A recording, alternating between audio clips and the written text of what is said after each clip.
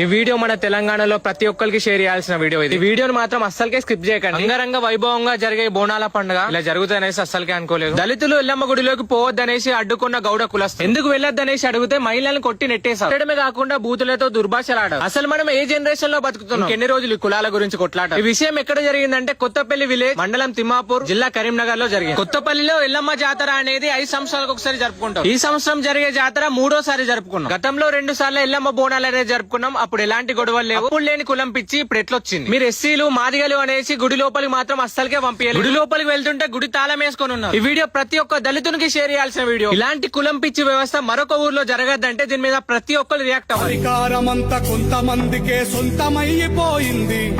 వలసలతో నడిగడ్డ బ్రతుకు ఆగమైపోయింది. తిరుగుబాటు చెండెగరలేకనే మార్పు మాయమైంది. పలిసినోడి కుట్టెరుగలేకనే బానిస బతుకయ్యింది. ఎన్ని ఏళ్ళు ఇంకెన్ని నాళ్ళు ఈ అణిచివేత మనపై, ఎన్ని ఏళ్ళు ఇంకెన్ని నాళ్ళు ఈ అణిచివేత మనపై ఎదురు తిరిగి పోరాడి నిలబడి. ఈ వీడియో మన